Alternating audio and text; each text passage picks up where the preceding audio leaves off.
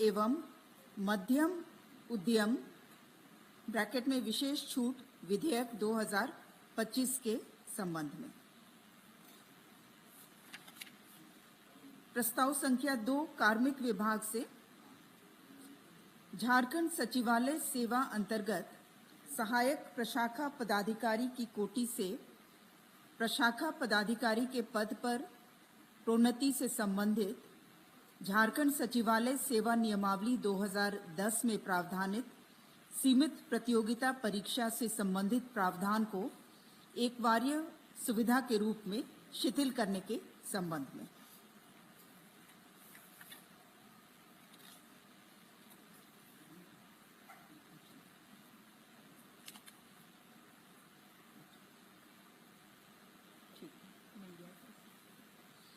प्रस्ताव संख्या 3 कृषि पशुपालन एवं सहकारिता विभाग से माननीय झारखंड उच्च न्यायालय रांची द्वारा पारित न्यायादेश के अनुपालन में कुल 6 कर्मियों की सेवा संपुष्टि नियमितीकरण करने की स्वीकृति के संबंध में। प्रस्ताव संख्या 4 वित्त विभाग से वित्तीय वर्ष 2024-25 के तृतीय अनुपूरक व्यय विवरणी की घटनोत्तर स्वीकृति का प्रस्ताव। प्रस्ताव संख्या 5 वित्त विभाग से झारखंड इकोनॉमिक सर्वे 2024-25 को विधानसभा के पटल पर प्रस्तुत करने के संबंध में मंत्री परिषद की घटनोत्तर सहमति। प्रस्ताव संख्या 6 वित्त विभाग से वित्तीय वर्ष 2025-26 के बजट प्राक्कलन पर मंत्री परिषद की घटनोत्तर स्वीकृति के संबंध में।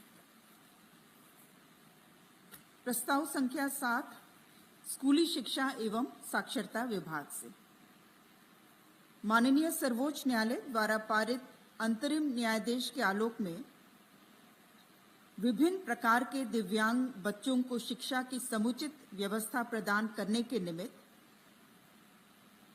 राज्य के प्रारंभिक विद्यालयों में इंटरमीडिएट स्तरीय विशेष प्रशिक्षित सहायक आचार्य के 2399 पद एवं स्नातक स्तरीय विशेष प्रशिक्षित सहायक आचार्य के 1052 पद कुल 3451 पद करनांकित करने की स्वीकृति के संबंध में।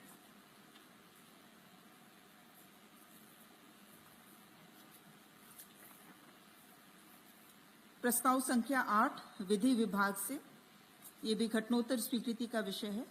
ई कोर्ट प्रोजेक्ट के तृतीय चरण के कार्यान्वयन हेतु राज्य सरकार द्वारा प्राप्त सैद्धांतिक सहमति के आलोक में राज्य सरकार की ओर से प्रधान सचिव सह विधि परामर्शी द्वारा द्वितीय पक्षकार के रूप में हस्ताक्षरित किए गए त्रिपक्षीय इकरारनामा पर मंत्री परिषद की घटनोत्तर स्वीकृति। प्रस्ताव संख्या 9 कार्मिक विभाग से श्रीमती साधना जयपुरियार झारखंड प्रशासनिक सेवा तत्कालीन प्रखंड विकास पदाधिकारी मनिका लातेहार, उनके विरुद्ध झारखंड सरकारी सेवक नियमावली 2016 के नियम 14(11) के तहत सेवा से बर्खास्तगी जो सामान्यता या सरकार के अधीन आगामी नियोजन के लिए निर्भरता होगी का दंड अधिरोपित करने संबंधी प्रस्ताव। इस सेवा से बर्खास्त करने का प्रस्ताव था। ये मनरेगा योजना के तहत जो जत्रोफा वृक्षारोपण से संबंधित अनियमितता के संदर्भ में इसमें जांच चली थी और इन्हें सेवा से बर्खास्त करने का प्रस्ताव था। वर्तमान में निलंबित थी।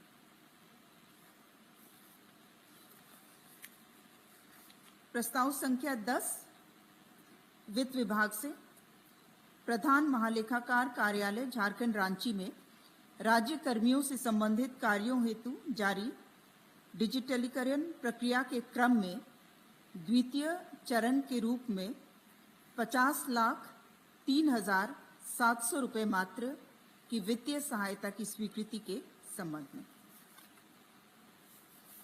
प्रस्ताव संख्या 11 स्वास्थ्य विभाग से स्वास्थ्य चिकित्सा शिक्षा एवं परिवार कल्याण विभाग के अंतर्गत झारखंड कम्युनिटी हेल्थ असिस्टेंट संवर्ग भर्ती प्रोन्नति एवं अन्य सेवा शर्त नियमावली 2025 के गठन के संबंध में।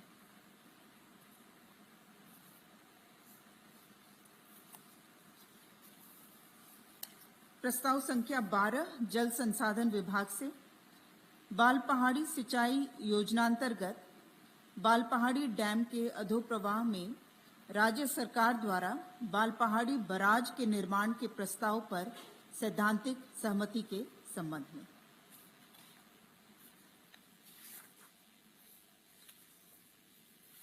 प्रस्ताव संख्या 13 वित्त विभाग से छठे पुनरीक्षित वेतनमान के परिप्रेक्ष्य में दिनांक 1/1/2006 के पूर्व से पदस्थापित झारखंड सचिवालय के सहायक, निजी सहायक के मूल कोटि के कर्मियों के वेतन निर्धारण हेतु निर्गत संकल्प 2623 दिनांक 1/10/2019 को निरस्त करने के संबंध में।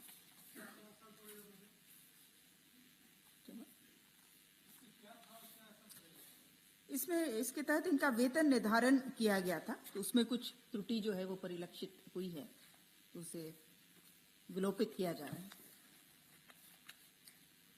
प्रस्ताव संख्या 14 गृह विभाग से Jharkhand police housing corporation limited Ranchi के द्वारा पुलिस संगठन के अतिरिक्त गृह कारा एवं आपदा प्रबंधन विभाग के सभी संलग्न कार्यालयों के निर्माण कार्य हेतु विभागीय संकल्प 4285/2022 में संशोधन करने के संबंध में।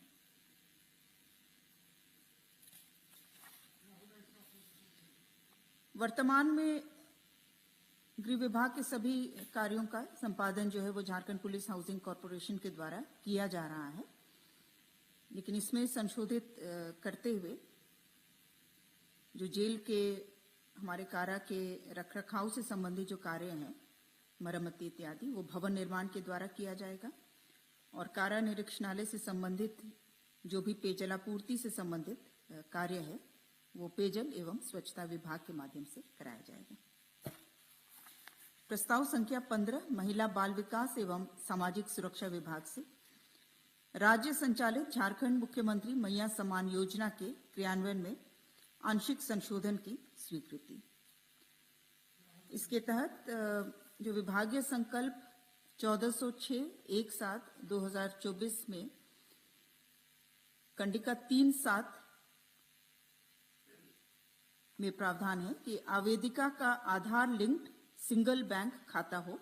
वर्तमान में जिनका बैंक खाता आधार लिंक नहीं है वे भी इस योजना का लाभ दिसंबर 2024 तक उठा सकते हैं।